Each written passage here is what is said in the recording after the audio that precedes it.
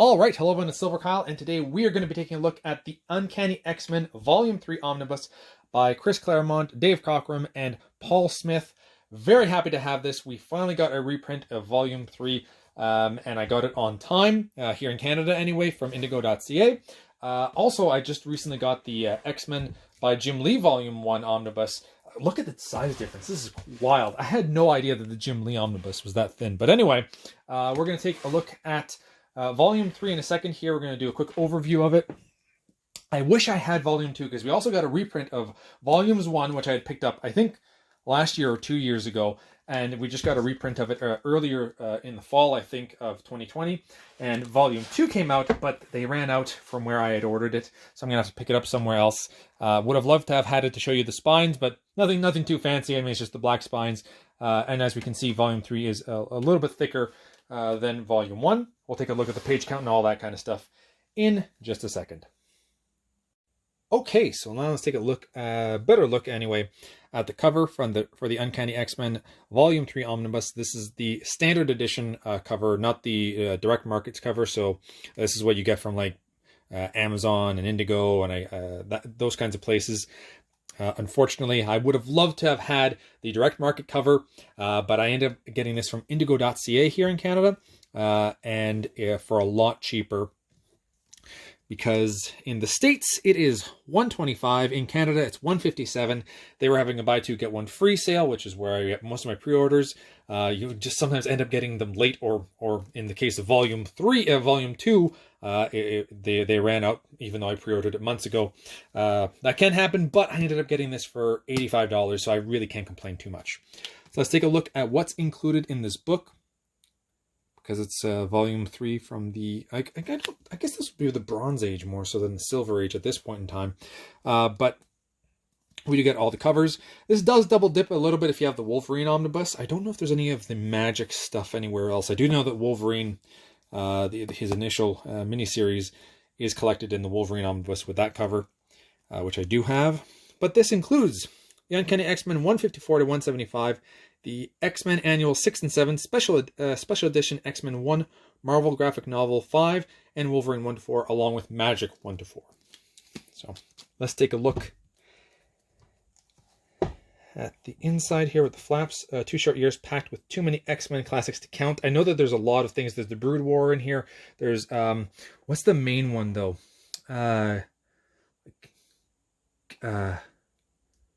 God Loves, Man Kills, something like that. I can't remember. God Loves, Man Kills, yeah. That's included in here, and I've never read that, so I'm really looking forward to checking that out. We have a little bit of information on the creators, Chris Claremont, who did an amazing run on X-Men for, I think, 17 years it was. So that's really cool. Let's look to see if there is... I haven't looked to see if there's a cover art on the actual hardcover. Oh, right, because it's one of the volumes where it goes further than 2, where it's just the stories instead of specific creators and stuff like that. It's just the black, which I still really like. I still really enjoy that. And I've already stretched out the spine. I'm actually very happy with the binding of this book, which we're going to take a look at in a second. And this book is 1,056 pages, so perfect amount for an omnibus, in my opinion, especially by Marvel, because they do such a good job with the binding of the book, and the spines just, you know, we're going to see an eye. Well, we have to. I actually didn't see if we saw an eye.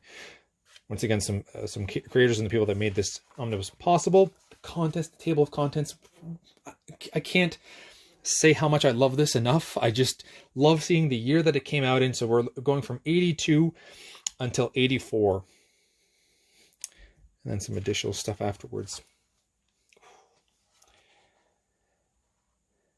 I guess a foreword by Louise Simonson. Already I'm just digging the art style. We're a few pages in. We're seeing that's laying flat.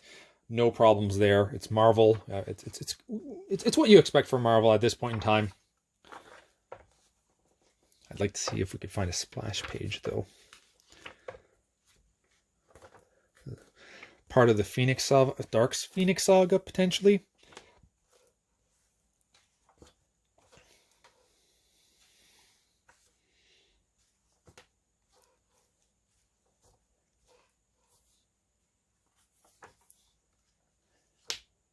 That's some cool stuff here. Okay, so there's no... Okay, there's a splash page. Some gutter loss, I will admit. You can kind of see that we're missing out on a bit of stuff there, but it's not too bad. That's about halfway. I'll take a look at the... Oh, there's no eye, but bear in mind, I just opened this and I stretched it out once. There's a bit of an eye. It's not protruding so much out, but I mean, reading it a few times, stretching it out a little bit more, we might get that. Here's the Wolverine series.